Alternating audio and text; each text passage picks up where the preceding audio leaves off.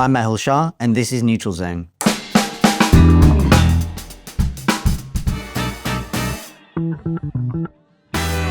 Hi, Mehul. Hello. Thank you so much for coming to Neutral Zone. No, We're thanks. in Worcester, which is your neck of the woods. It is, yeah. We're at the Dice Box. It's one of my favorite places to be. I come pretty much every other week, possibly almost maybe every week as well. So I board game here, mainly playing Dungeons and Dragons with friends. So yeah, it's a really cool space. I love Nice it. community Yeah, outside of dentistry. outside of dentistry. Yeah, it's a community which I've built, or has been built, I suppose, through friendship and gaming over the past sort of year and a half, 2 years.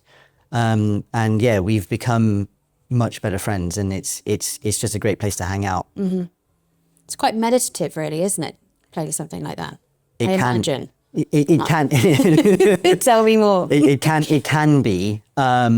I suppose embodying a different character, especially in Dungeons and Dragons, you can maybe explore different parts of you that you wouldn't normally maybe display anywhere else. You can embody different things, different people, and yeah, just let your imagination run wild. And yeah, the interactions with friends in the group, I think normally there are about five or six of us playing. It's great because we can get into like fake arguments or try and come up with strategies in terms of how to beat a trap or how to beat a monster and things like that. It's just brilliant. I love it. Escapism, it sounds like. A little bit, yeah. I would say escapism, and I think it works. I say works well. I think that's the wrong word, but I think that's great for us as professionals because it gets us out of our own heads. After long days, hard days, you can just refocus on something else and actually, let your mind wander elsewhere rather than focusing on potential problems, issues, or even things that have gone well or whatever's happened during the day, really, and just let yourself be free.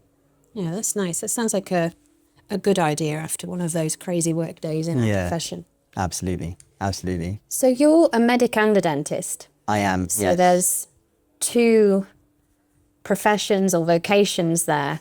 Yeah. How much of your identity do you think is tied to them, or each of them? Maybe it's different. So I would say in the past, I would say nearly maybe 80% of my identity would have been tied to the profession. So I wanted to become a maxillofacial surgeon. And for those listening who don't know, that requires both medical and dental degrees in this country. And so if I'd gone down that route and kept pursuing it, then I think, 80-90% of my identity would be tied just to that.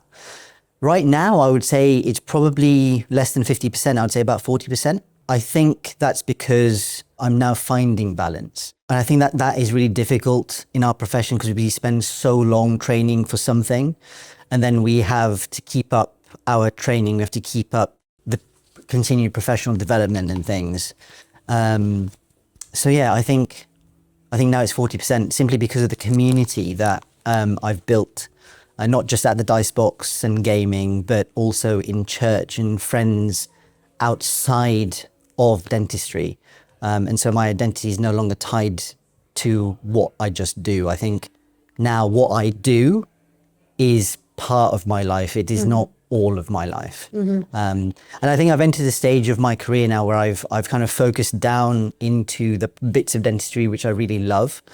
And that just shifts the dynamic massively because I no longer see it as just working or just planning. I'm going in there to genuinely help people. And that's what really brings me joy within the profession. Do you think it feels healthier to be at 40% rather than 80 for Yes. you? Yeah, it's freed up so much headspace because I'm no longer obsessing about what do people think of me? Have I done the right thing in dentistry? Have I pursued the right career pathway? Because I think there's a tendency for people to think, should you have gone on and actually continued and become a consultant maxillofacial surgeon?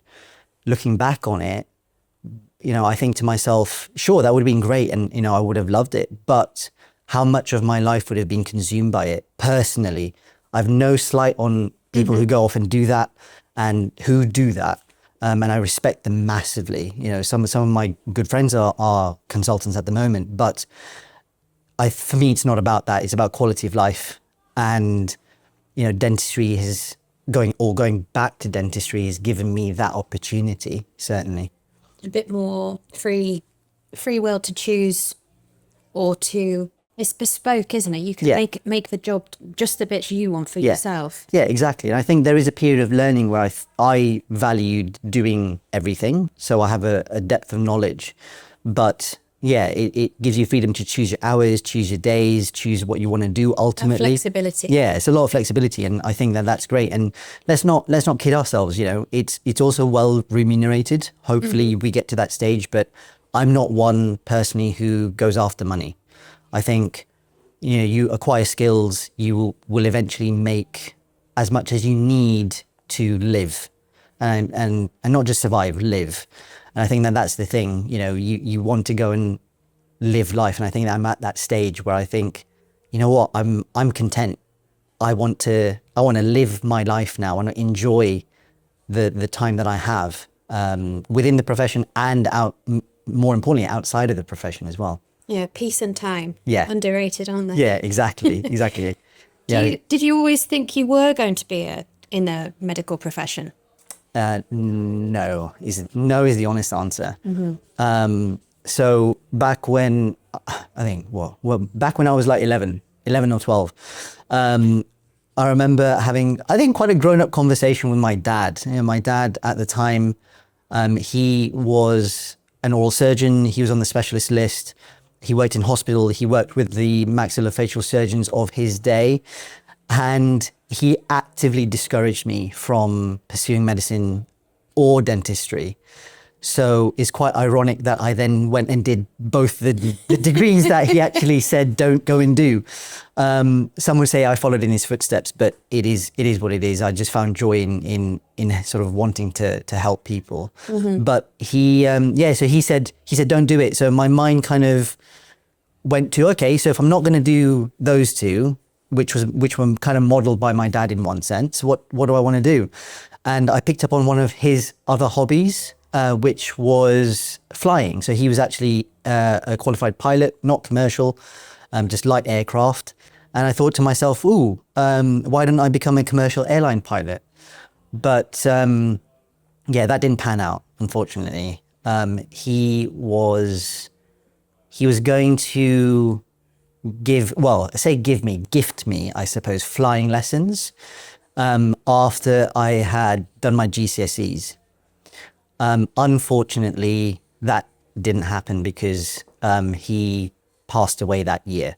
He was struggling with mental health, and unfortunately, he took his own life.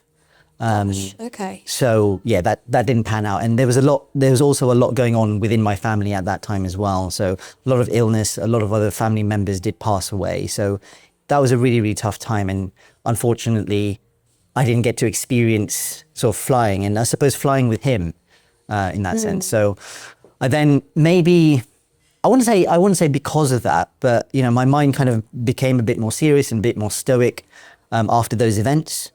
And yeah, there is a time for I've learned there's a time for stoicism, and there's a time to reflect and a time to sort of process all of this. And at the time, I think my mind went to, I need to be strong. I need to be stable. I need to not be the man, but I need to pursue something that's a bit more regulated rather than flying, which may be seen as something not sort of steady, I suppose, at that point. So my mind went back to dentistry, really. I was good with my hands. I enjoyed sort of crafting things. I enjoyed the creative side of things.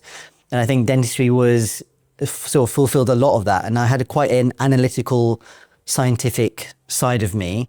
And it kind of all meshed together, to be fair, because, you know, as dentists, you can see ourselves as sort of carpenters, as sometimes therapists to patients who are bringing things into the surgery, not related to dentistry or their mouths, but just going through a hard time. We can see ourselves as artists. You know, we work on a micro scale in terms of artistry. And yeah, just mechanics and things, there's so much involved in that. And I thought, what, dentistry actually fulfills a lot of that for me. And so that's why eventually I think I pursued it, because I could see myself and I could see my career at that time going down that route. Now, obviously I went off and did medicine again, but that's because I thought that at the time, again, surgery and maxillofacial surgery in particular was for me. I wanted to go, and I had ambitions to go off and do cleft lip and palate surgery, whether that be primary surgery or whether that be sort of secondary surgery. So primary surgery, closing the actual defect in the palate, or secondary surgery where you're doing bone grafts and repositioning jaws and things. And so that was my ultimate aim. But I think, and again, no slight on the hospital system, but I didn't gel with that system. And so I took myself out before I burnt out. That's very brave. That's very brave and a courageous step. Like knowing yourself enough to think. I think so many of us just carry on regardless, because you think, you're that kind of person anyway, going into these vocations with needing the grades, and then it's one hurdle after another, and you just keep going. But to take a step back and think, this isn't for me. Yeah. It's great. I think it goes, for me, it got to the point of saying, how many exams am I going to take? How long am I going to have to be in the system before I reach my goal? And how much life, or how much of my life, not am I going to miss out, but how much of my life is going to be dictated by other people that I don't really have a say in? Yeah. And unfortunately, at the moment, the hospital system is such, training within the hospital system is such that you don't have a lot of say, you don't have a lot of play. And I said to myself, well, I was reaching the point of saying, well, I'm quite content, but, if I want to explore, maybe settling down or eventually having kids or anything like that, then it becomes difficult. And also I was just like, I can't necessarily take time off when I want to. It has to be dictated by a schedule. So I said to myself, it's not a life which I want to live. And, a lot of people have asked me, so do you regret doing medicine after doing dentistry? Do you regret the pathway that you took? And I say to them, no, not really, because it's shown me a lot about myself. And also it's helped me to sort of empathize with patients right now, in I think a deeper way than I could before. And it's led you to now. Yeah, exactly. It's a very, some would say a tortuous pathway, but it's a pathway which I don't regret taking. And yeah, it's positioned me, I would say, uniquely within the dental setting to say, I've got the skills to do a certain number of things. And I bet you're less fazed by things walking in after what you've... To a certain degree. I think there's always going to be times when you think, oh my gosh, I need to read up on this, or I need to learn, or I need to ask a colleague who is more experienced in that field. And even if they're younger than me, but they're more experienced, then that's fine. I'm all about within dentistry collaboration. I don't like a top-down view where a boss sits at the top and then there are underlings underneath. I think otherwise, if it's that structure, then I think we could get very isolated. And I think dentistry is already a very isolated career. If you think about it in general practice, like we've all been there. And so I value collaboration. I value like someone popping into me, or me going to another person saying, oh, what do you think about this case? Or what do you think about doing things in a slightly different way? And actually, coming to a conclusion that's best for the patient. But yeah, I think I'm less fazed by stuff, but there's still a hell of a long way to go. Hell of a long way to go. I mean, we never stop learning, as we say, but yeah. Do you think how everything you went through when you're doing your GCSEs, did you take any time out, or do you think it shaped you? Must have. Yeah, I mean, people don't mean it in a bad way. Mm-hmm. But one of the most unhelpful things that people could say at the time was, you've got to be strong. As a 15, 16-year-old, having gone through trauma and then having gone through GCSEs and having the prospect of A-levels or AS and A-levels at the time when we were doing it, when I was doing it, it kind of creates that I've got to push through attitude. And although the funerals and the heartache and whatever, I expressed that at the time, I didn't really process it. All I did was push through. And all I did was push through. I basically buried a lot of that, and I pushed through A-levels, even my degree. So I did dentistry first, then medicine. So I pushed through dentistry without really having processed that stuff. I mean, I had, I can say this, I was blessed to have fantastic friends at the time. And, they, more than they will ever know, they helped to carry me. They helped to, even though they didn't necessarily bring any of that up, they really helped to help me unwind, basically. And that's lovely. And just be myself, and just, not talk about dentistry or not talk about university or whatever else, and just sit there gaming or, playing Halo or Dungeons and Dragons or whatever it might be, or just having, laughing at Lord of the Rings because there are some really ridiculous scenes in there, so it was great. And that time, although it was hard, it was also precious, because I really deepened friendships at that point in time. It's a very tricky time anyway, that late teen years. Yeah. Whenever I have patients coming in at that age, I'm like, gosh, I wouldn't go back to that for any money. I think it's a tricky time, never mind with all the extra stuff you had to deal with. That is I mean, I think hard. I think today's generation probably has it harder than we did, I would say, with the advent of social media, and the way that social media has taken off. I think when I was at uni, I'm sure it was similar for yourself as well, that when we were in uni, I think social media was literally at its very, very beginning. Yeah. And I don't think we had the pressure. I don't think there was that pressure of, I've got to be a certain way or look a certain way or do things a certain way. And in one sense, I think we're blessed for it, because we're still sort of continuing in that vein. Yeah, the freedom just to be yourself. Or I can't imagine those first uni nights out if somebody was. I'm glad a lot of it wasn't documented. Oh, definitely. Sports. What's it called? Freshers Week on sports. Yeah. I don't particularly drink myself, but the shenanigans were wild. If that was documented today, I really don't know what would happen, to be honest. But no, it was great. I think, and again, no slight on today's generation. They've got it really hard. I think there are statistics to say that they're quite a lonely generation. And again, it comes back to community. Back when I was going through A-levels or university, I had my friends there, and close friends. I've kept in touch with some of them now for nearly 30 years. And, those long-lasting friendships have they're been precious. They're the ones who really, helped stabilize me in times of need, but then again lightened when things have gotten a lot better, and they just ebb and flow in a way that you can't describe, really. I think with those friendships, because they've known you through the whole thing, a lot goes unsaid. You don't have to talk about, they know without you saying, and it's helpful. Exactly. I mean, to be honest, I've experienced that more recently as well. So life again took a bit of a curveball about 3 years ago. And, I again thought to myself, there's two ways which I can go. I can either isolate myself and say I'm going to be judged, or I could lean into community once more.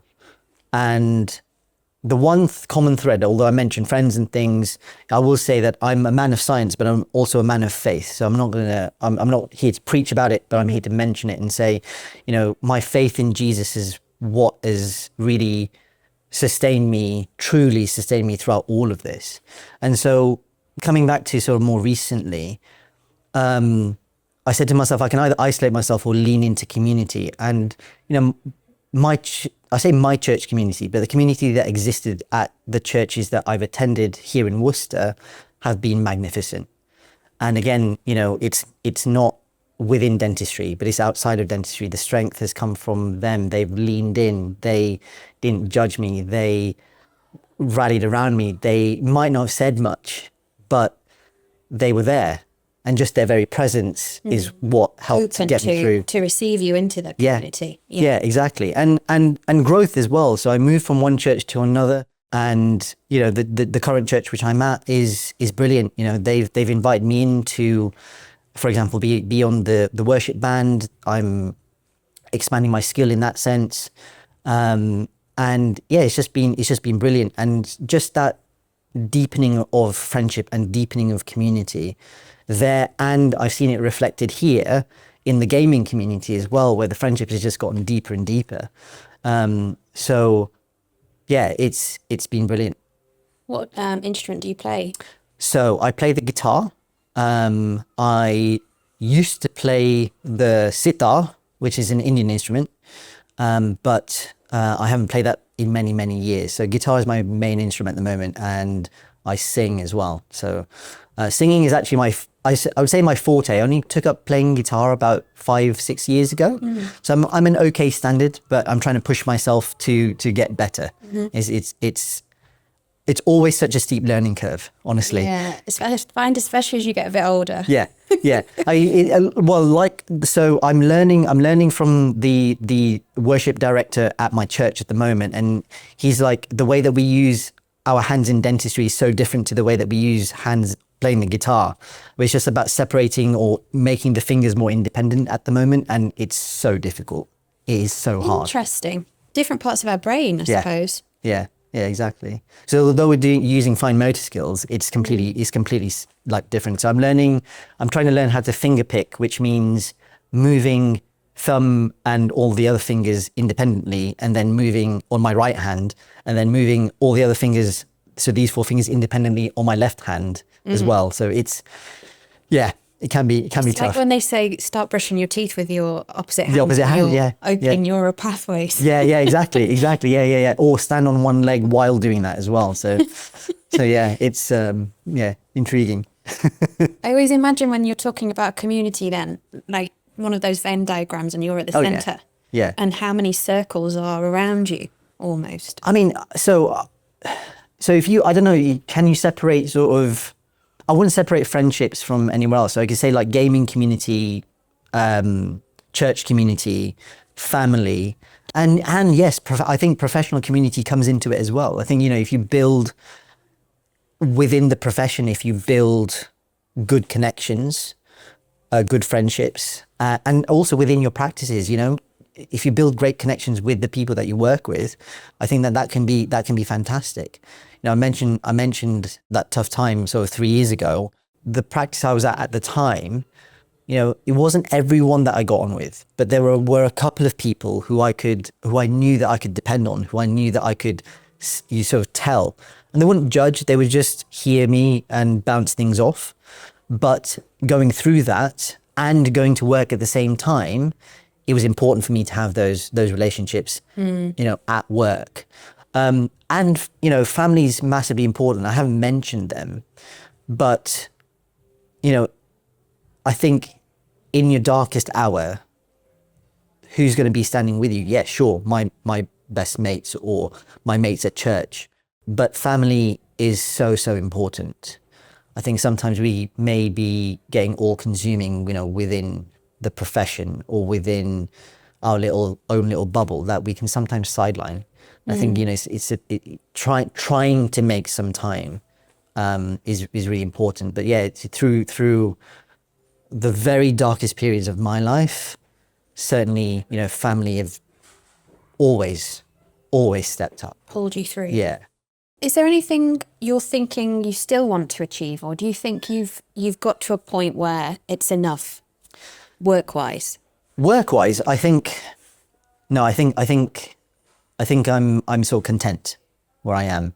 Not to say that I won't go and do more courses to sharpen my skill within my field.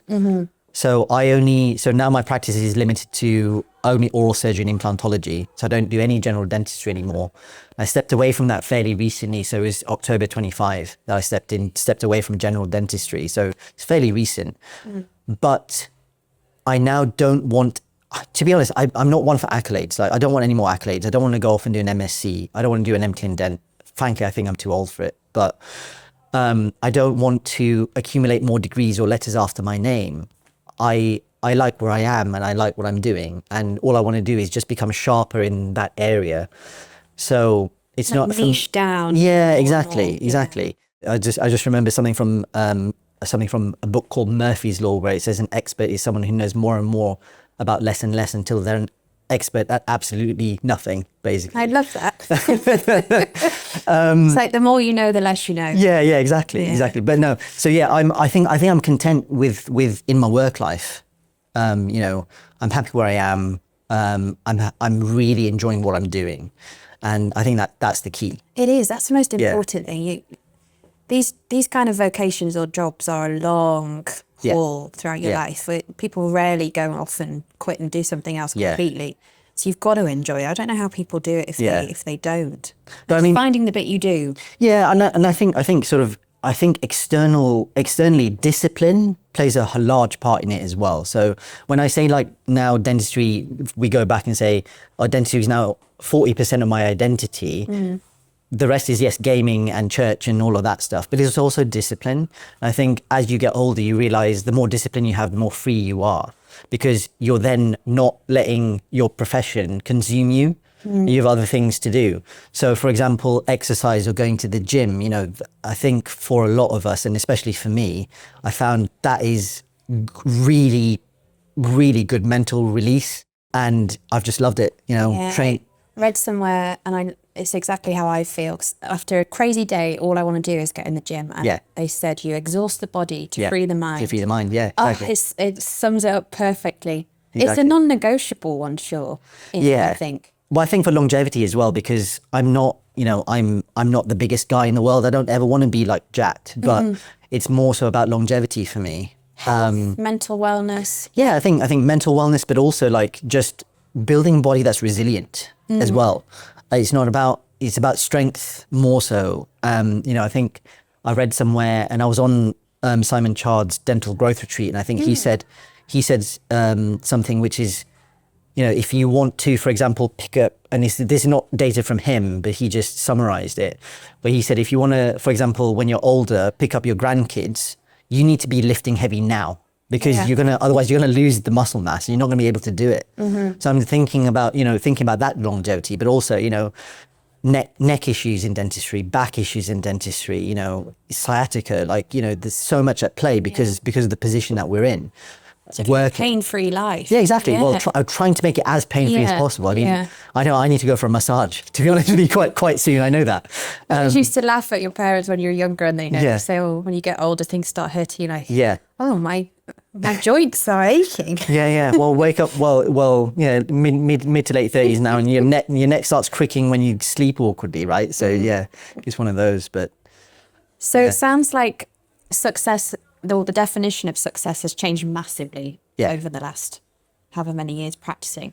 Yeah, how long? What does it look like to you now? You've probably summed it up pretty well already. How long? Yeah, how long has it been now? I've been qualified since 2011. 15 years. 15 years-ish. 20 years started ago. Yeah, something like that. So it's been a long time. I think before the definition of success for me was, and I did think about this stuff. I think we all do in some regard. You know, the house, the fancy car, the massive holidays, the ridiculous watches, whatever it might be. And if you can afford it, and, you know, again, no slight on anyone who does that. It's just the way the way that I think. You know, the definition of my success is now earn enough to live, and just do in life what you enjoy. You know, that I think is the greatest joy that you could ever have, and the greatest success, really. Yeah. Has anyone ever given you particularly good advice along the way? Have you had any mentors in work? Aside from your dad? Yeah, so I would say when I was doing VT, so I did VT over in Norfolk. I moved around quite a bit, actually, in my job. So I did VT over in Norfolk, in a little town called Attleborough. My VT trainer's name is Quintus. I can still picture him. Quentin? Quintus. Oh, Quintus. Yeah, Quintus. He's actually part of he's one of the directors for the IDDA now. So if you ever anyone watching this, if you're in the dental field, go check them out. They're good guys. But yeah, he was my VT trainer. I learned a lot from him. I remember sort of one advice on life, not dentistry, that he gave me, but he just said, don't rush anything. Just let life unfold. I think that has actually been a recurring theme as well within all of the mentors that I've had. So the consultants at Luton and Dunstable Hospital, who I used to work with, or the registrars as well, who are now consultants, they gave the same advice as well. It's like, it's a long career. It's like, don't be rushing to the end goal. You will eventually get there, but don't rush. Experience as much as you can, do as much as you can, be in the fullness of as much as you can, and expose yourself to as much as you can, because then that's where you gain experience. I would say after that, really, it's just colleagues after that, because once you're qualified, you form connections and you start sort of forming circles within dentistry. And it's who you associate yourself with and who you want to kind of influence you, because you do have a choice at that point. So, with the advent of Instagram, I'm not much of a poster on Instagram. If you go on my Instagram, you're not going to see a hell of a lot of posts. But I do like Instagram because of its educational content, when it's proper educational content, not just curated highlights of the best cases. And there are certain people on there, I'm not going to name them, but there are certain people on there who I've gone to and who I think, wow, I just by looking at their posts, I think, wow, that is fantastic. And I think two guys who I will mention, Minesh Patel and Imi Nasser, their courses have been transformative for me. And I would say, those are the kind of guys that I would love to emulate, or I'm trying to emulate in my day-to-day practice. Mm-hmm. Not because of the fancy cases that they do, not because of how beautiful they make everything look, but it's just because of the ethic that they have. Yeah, they're good guys, through and through. Yeah, exactly.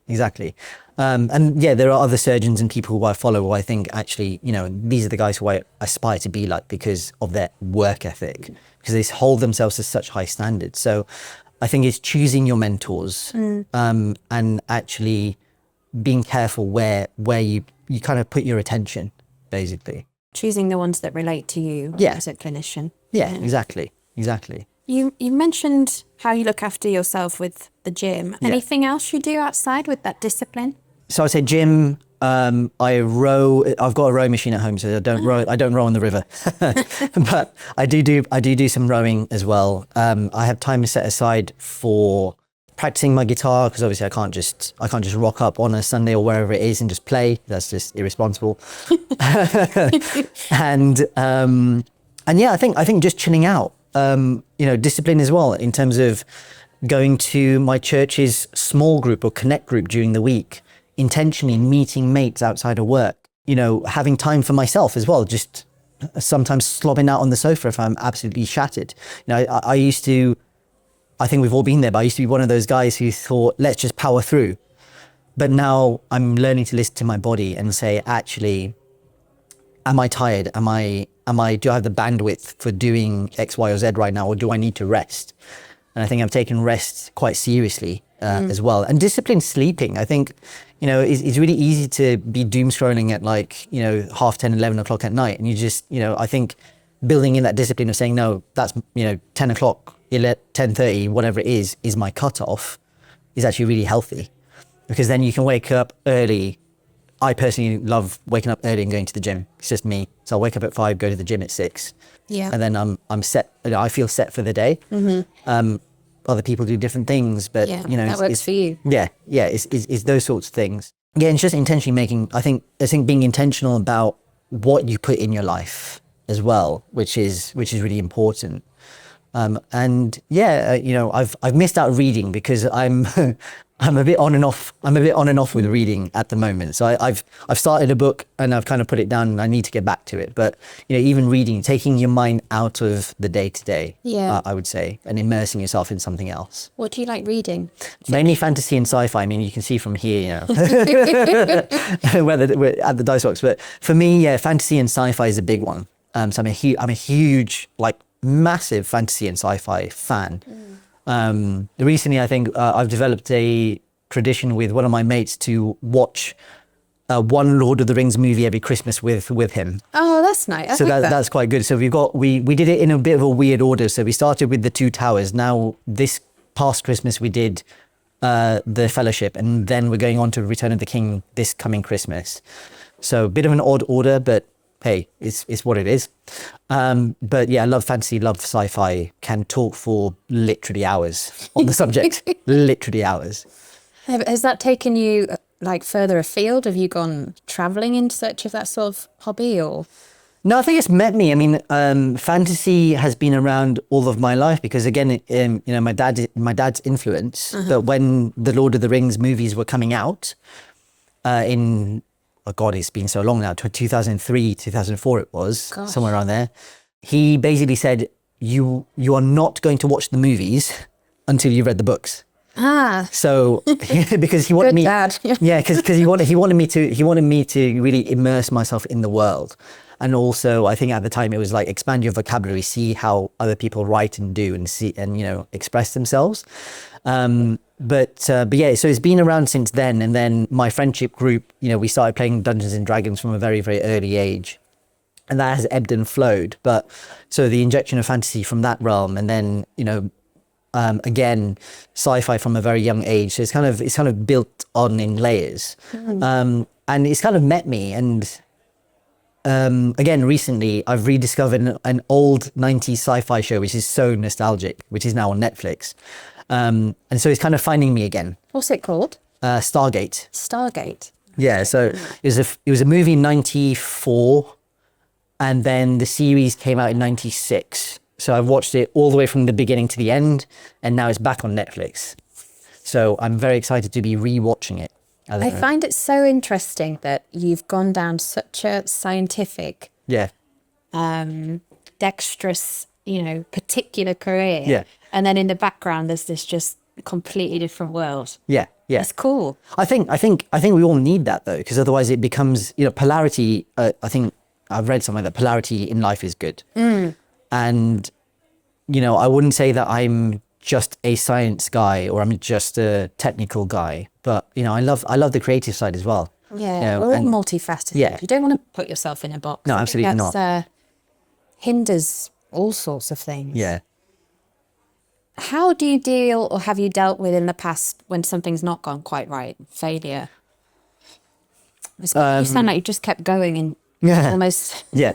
In terms of work or in terms of life or in terms of both? both. So I think overall before, and I think in dentistry, this is quite prevalent, but it relates to my overall life as well. There's a high degree of wanting to be perfect, and there's a high degree of perfectionism. So whenever I don't know, a filling is not quite right, or it's too high, or the patient's in pain, or the crown margin is not to the micrometer, whatever it might be, you know, we've all beat ourselves up, and I've done it as well. But back then, so early on in my career, early on in sort of forming friendships and things, I used to overanalyze loads. I used to spiral. I used to think, oh my gosh, it's not quite right. Oh, you know, what happened to that patient when I took that tooth out? Was that okay or not? And I'm not saying that I don't care. I think I still do care, but it's a case of that's good. And I think that's a good standard because we're not machines. And how much Elon Musk will think that we can be replaced by machines operating in such a small area. We're not machines, and we're human, and we will have error. There's inherent error built into all of us.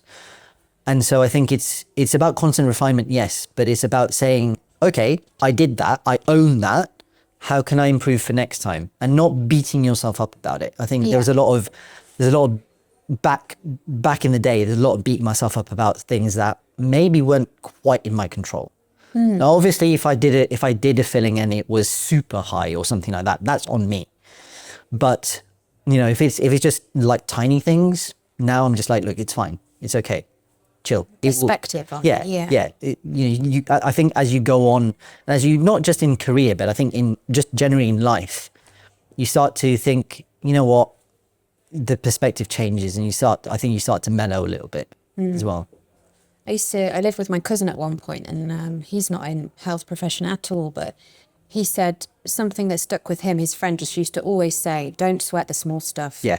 And it sounds like not very much, but we all know what the small stuff is. Yeah. Sometimes you find yourself going over the tiniest thing, and then you think, gosh, other jobs, the pressure is so much higher. You know, we're there. It's good enough is good enough sometimes. Yeah. And sometimes it is. But I think our brains are, and again, no fault of dental schools. It's just how it is. But we're taught to measure things in micrometers. We're taught to measure things to the millimeter. You know, our brains focus in on the tiniest details. And I think that can sometimes overarch and overextend into general life. You start to overanalyze everything. And sometimes, you know, even in dental school, it got really competitive. Yeah. And, you know, looking back on it, I think when I did my medical degree, I went into it slightly differently. And I was just like, I'm not competing with anybody. I'm here to learn from me. I'm here to achieve what I need to achieve for me. It's not for anybody else. Yeah. It's not competing against, you know, whoever else it is.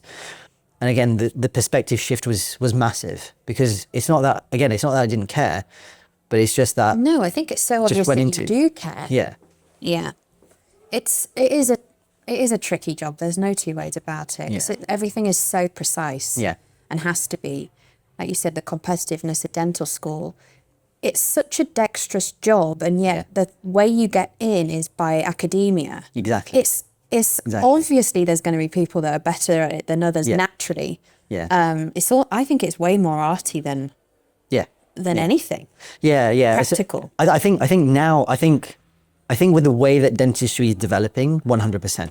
And you can learn that as a skill. Yeah, exactly. Exactly. But that wasn't really the emphasis when you were starting from scratch. No, exactly. But I mean, we were taught, so I think, do I say this, might be probably one of the last generations to learn how to cut a cavity for amalgam, for example. Yeah, with Black's classification. Yeah, exactly. It's like now you think about it, it's like, okay, we use Black's classification for like saying where a cavity might be. But at the end of the day, with the materials that we now use and the adhesive techniques and whatever else, it's like, do we really need to classify it that way? Or do we need to actually do it as we did it before? Or can we actually be a bit bolder? Can we push the boundaries? Can we actually, as you will know, and you do a lot of this, adhesive biomimetic dentistry, it's like, can we actually push the boat out and actually achieve something that maybe we say we couldn't do before? So I'm not saying that what we were taught was bad, but it's just a different way of thinking. It is. I think it's changed completely since I graduated 2 years after you, so a similar time. Yeah. It's gone full circle. Yeah. I almost laugh at what my first jobs were like, my day looks like now. Yeah. Amalgam was banned in last month, was it not, over the EU, or it's been phased out completely? Well, the EU, yes, and I know that the UK, we're not technically part of the EU. Yeah. But we're going to follow probably a similar pathway. So. And then you think, gosh, is the curriculum being updated? Because then a whole module is redundant. Or yeah, exactly. I placed 90% amalgams at uni. Did you? Yeah, we had quotas, so we had composite quotas, amalgam quotas, etc., etc. Yeah. But it was a case of in VT again. You needed to do the UDAs, did the amalgam, because you needed to get quicker. You need to get your skill up. Yeah. So it wasn't necessarily about the composites. It wasn't necessarily about the grand isolation. Yeah. And all the rest of it. So yeah, uni was a fun time. Uni was a fun time. Let's put it that way. Yeah. And thrown in at the deep end, weren't we? Really? Yeah. Does it feel like a long time ago to you now?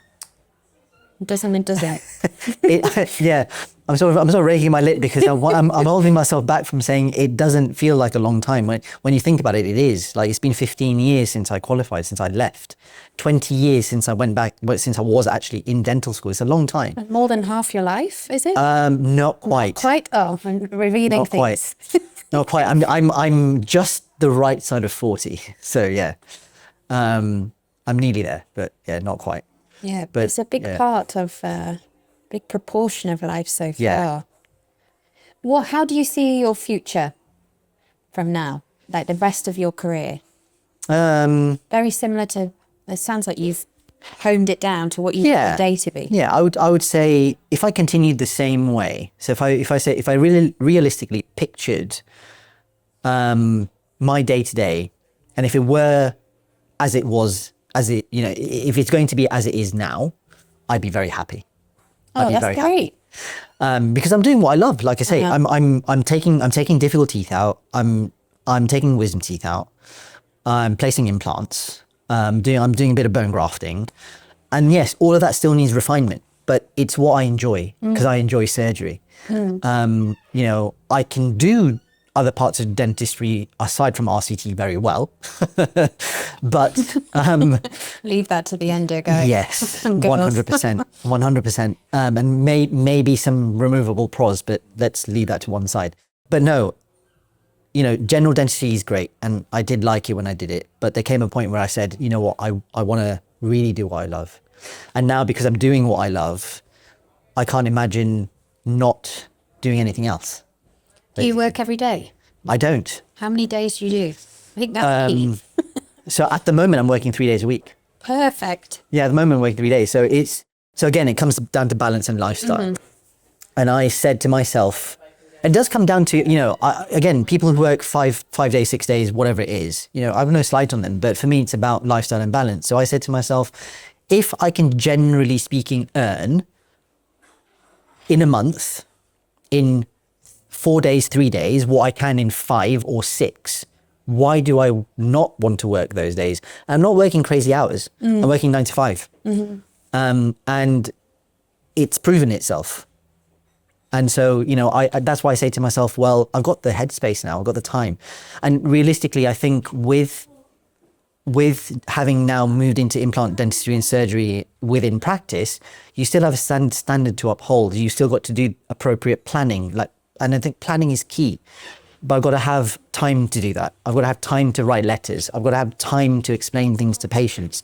And if there are things, and I've got a bit of leeway to maybe go to the practice or one of the practices I work at. So I work in 3 different practices. So maybe go to one of the practices and say, ooh, have we got the X material, or are we set for this? Or, oh, I think this needs to be done slightly differently. And kind of just building that collaboration.